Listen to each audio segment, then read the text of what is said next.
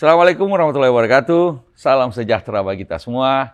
Dan jumpa lagi bersama saya, Andi Malarangeng, dalam bincang-bincang tentang bagaimana nasib negeri ini.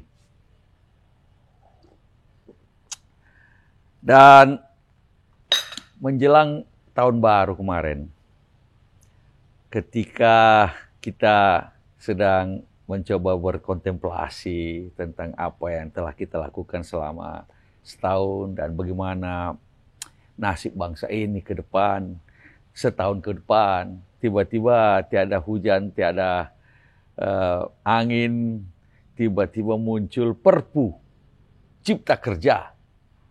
Jadi Perpu Cipta Kerja ini tiba-tiba dikeluarkan oleh Presiden Jokowi, yaitu peraturan pemerintah pengganti undang-undang. Untuk katanya berkaitan dengan Undang-Undang Cipta Kerja Omnibus Law itu yang dibatalkan atau oleh Mahkamah Konstitusi secara bersyarat. Maksudnya dianggap tidak konstitusional secara bersyarat.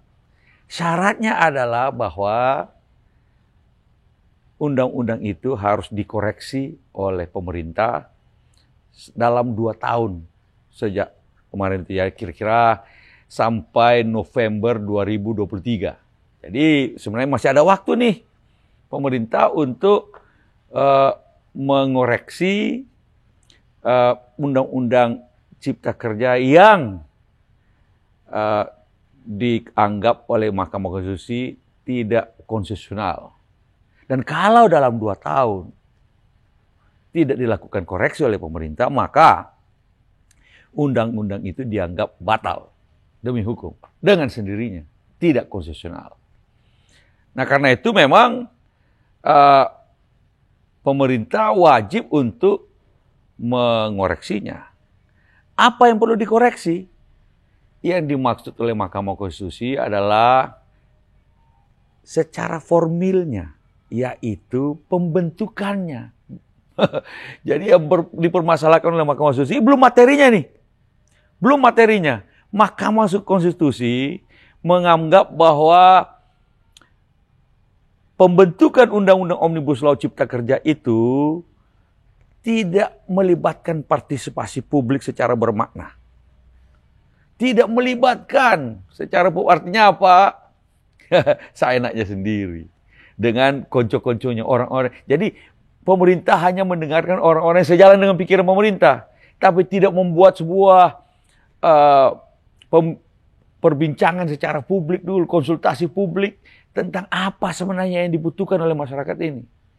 Sehingga tiba-tiba Omnibus Law seperti bulldozer ketika di parlemen misalnya Partai Demokrat menginterupsi, ingin minta waktu 1 menit saja menyatakan pendapatnya, langsung dimatikan mic itu oleh pimpinan sidang saat itu. Anda tahulah siapa. Dan dari partai mana. Nah, tiba-tiba dimatikan. Lalu kemudian ya, kalau Partai Demokrat ya walk out. Partai PKS juga demikian juga, menolak juga. Ya, tapi semua partai pemerintah waktu itu menerima. Nah, jadi yang dipermasalahkan oleh Mahkamah Konstitusi adalah bagaimana pembentukannya yang tidak melibatkan publik secara bermakna. Karena itu, koreksi terhadap Undang-Undang Omnibus Law yang dimaksudkan oleh Mahkamah Konstitusi dalam 2 tahun itu, tentu saja koreksinya harus dengan melibatkan publik secara bermakna. Partisipasi publik, konsultasi publik. Nah, tapi solusi yang dibuat oleh pemerintah adalah Perpu. Perpu itu tidak ada konsultasi publik.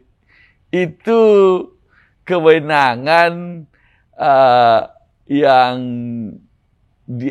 bisa diambil oleh presiden. Emang boleh presiden bikin Perpu. Kalau ada hal ihwal kegentingan yang memaksa.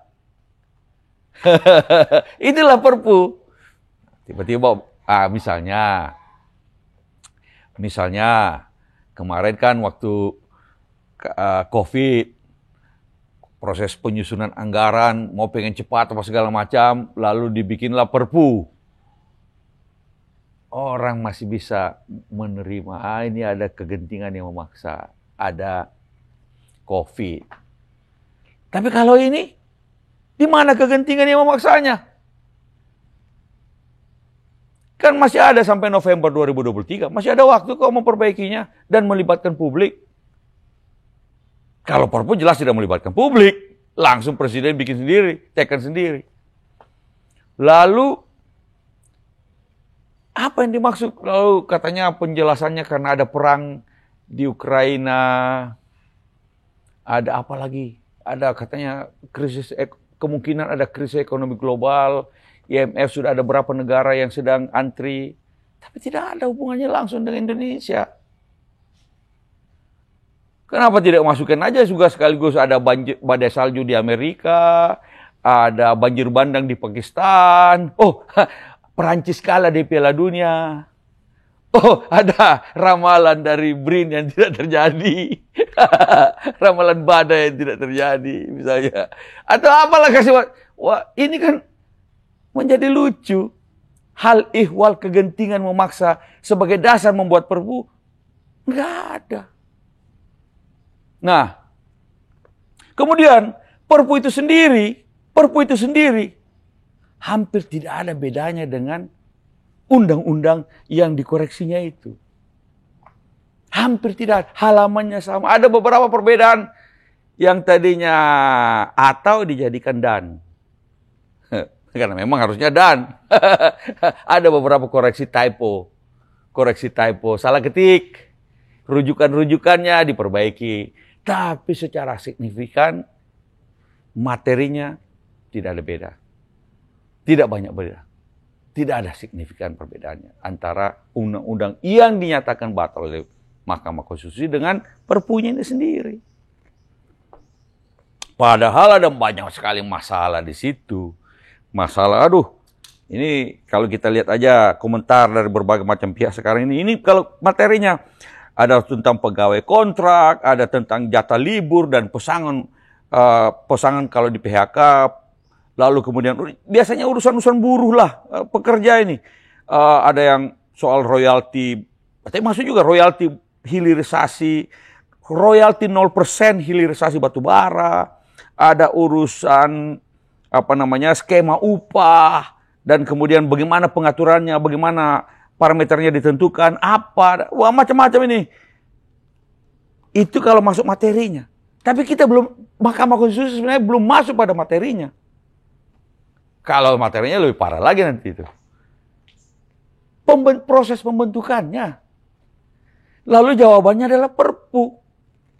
Ya itu sama sekali tidak mengindahkan pertimbangan dari Mahkamah Konstitusi. Sama saja, ada pengamat yang mengatakan bahwa sama saja presiden itu membangkang terhadap konstitusi karena putusan Mahkamah Konstitusi itu sendiri adalah turunan dari interpretasi resmi terhadap konstitusi. Hanya Mahkamah Konstitusi di Indonesia ini yang berhak untuk menerjemahkan atau mengartikan apa yang dimaksud oleh konstitusi. Karena itu kita boleh melakukan judicial review terhadap undang-undang dengan hubungannya dengan konstitusionalitasnya terhadap konstitusi yang berlaku.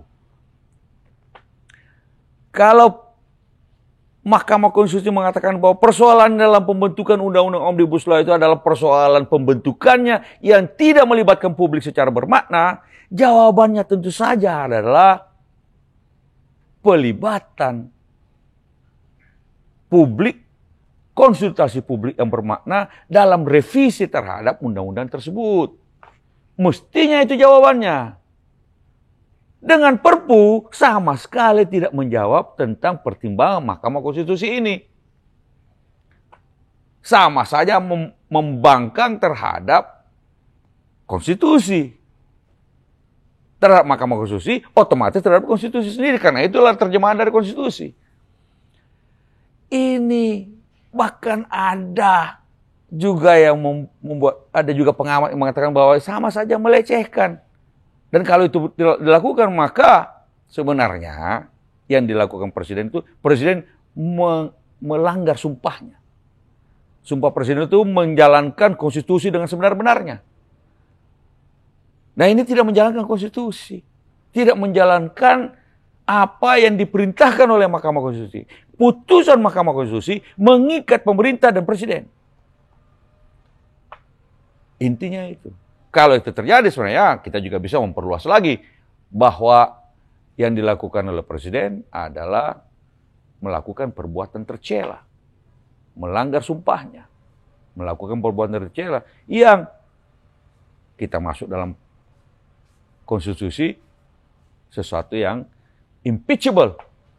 Kalau kita mau memperpanjang ke jauh ke situ, walaupun sebenarnya saya ini sebagai warga negara menginginkan sebenarnya kita proses teratur sebenarnya. Peralihan kekuasaan secara teratur 5 tahun sekali. Nggak perlu kita pakai impeachment. Tapi ini betul-betul menyinggung-nyinggung atau masuk ke dalam era yang berbahaya sebenarnya. Paling tidak ini apa yang dilakukan oleh presiden dengan membuat perpu ini. Gini, paling tidak apa yang dilakukan oleh presiden dengan perpu ini membuat sesuatu keruwetan yang tidak perlu. Kegaduhan juga yang tidak perlu lagi. Yang sama sekali tidak perlu. Ini coba bayangin nanti. Kalau dibikin perpu nih. Lalu perpu itu diajukan ke DPR untuk ditolak atau diterima. Jadi DPR tidak bisa membahas, cuma bisa menolak atau menerima. Dan karena partai-partai pendukung pemerintah yang mayoritas di parlemen, udahlah. Kemungkinan besar diterima. Pastilah diterima. Jadilah kembali jadi undang-undang. Jadi perpu ini setelah diterima oleh DPR, menjadi undang-undang. Karena yang menolak pasti Partai Demokrat dan PKS saja. Yang lain, ya pasti setuju-setuju aja dengan presiden. Mungkin dalam hatinya tidak setuju, tapi mau bilang apa, terikat dengan koalisi pemerintahan. Nah, nanti kalau sudah diterima, dia menjadi undang-undang. Undang-undang ini bisa di judicial review lagi oleh setiap warga negara. Terutama lagi yang terkena dampak dari perpu tersebut. Undang-undang, perpu yang menjadi undang-undang tersebut. Dan lucu lagi, kalau diajukan ke Mahkamah Konstitusi, dan ke Mahkamah Konstitusi membatalkan lagi. Kembali ke titik awal lagi. Ini kan pemerintah mau supaya undang-undang cipta kerja ini cepat berlaku. Itu kan sebenarnya intinya itu. Bayangin cepat berlaku aja, maka semua dibuldoser semuanya. Lalu kemudian dengan perpu ini kan sama juga membuldoser juga ini perpu ini. Tidak ada partisipasi publik. Nah, kalau ini di judicial review, lalu kalah lagi, dibatalkan lagi, dianggap tidak inkonstitusional, lagi kembali lagi, titik nol. Padahal kalau pemerintah sungguh-sungguh mau memperbaikinya dengan niat baik, ya bikin dong diskusi publik, bikin dong sosialisasi yang terbuka, dan di mana kita boleh berdiskusi secara bermakna. Bikin dong partisipasi publik secara bermakna untuk membahas undang-undang Omnibus Law tersebut. Baru kemudian dibahas kembali di DPR. Baru kemudian jadilah undang-undang baru yang menjadi revisi terhadap keputusan Mahkamah Konstitusi terhadap undang-undang Omnibus yang lama itu, yang sudah dibatalkan secara bersyarat itu. Nah, mestinya itulah yang jalan ditempuh oleh presiden. Tapi presiden bermain vivere pericoloso. Vivere pericoloso. Ini zaman orde lama dulu ada istilah Bung Karno. Vivere pericoloso. Bermain-main di pinggir bahaya. Itu sebenarnya tidak perlu. Tapi sekali lagi kita tidak tahu siapa lagi yang kasih masukan sama presiden hal-hal semacam ini. Wah udah Pak, bikin perpu aja. Udah perpu itu bisa langsung jadi undang-undang, maka selesai sudah. Tidak perlu lagi dikoreksi-koreksi. Paling tadi itu koreksi-koreksi koma-koma dan atau dan sebagainya. Inilah semua pembisik-pembisik yang bikin presiden keliru. Tapi susahnya presiden mau juga dikelirukan. Bagaimana?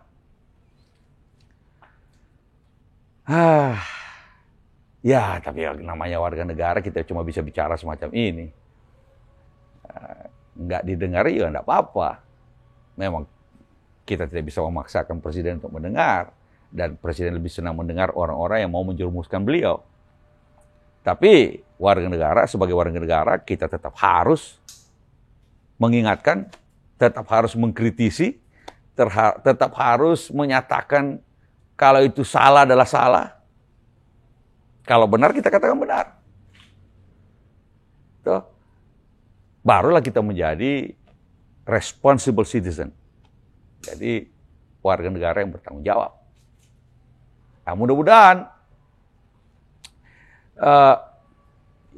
wakil rakyat sebenarnya kalau mengikuti hati nuraninya mesti tahu bahwa ini salah. Tapi kalau tidak, ya apa boleh buat. Nanti kita judicial review lagi di Mahkamah Konstitusi, lalu dibatalkan lagi, dan kembali lagi ke titik nol yang tidak perlu sama sekali. Sementara kita sudah mau, masa pemerintahan Presiden Jokowi ini tinggal sedikit, mestinya lebih wise membuat kebijakan, mendengarkan pikiran-pikiran yang benar, mau mendengarkan lebih luas, berkonsultasi publik secara bermakna dalam buat undang-undang yang sangat penting ini. Inilah sebenarnya pesan kita barangkali di awal tahun 2023 ini. Mudah-mudahan ada titik cerah. Kalau tidak, ya tentu saja setiap warga negara bisa menggugat lagi. Dan kita kembali lagi berputar-putar terus. Tapi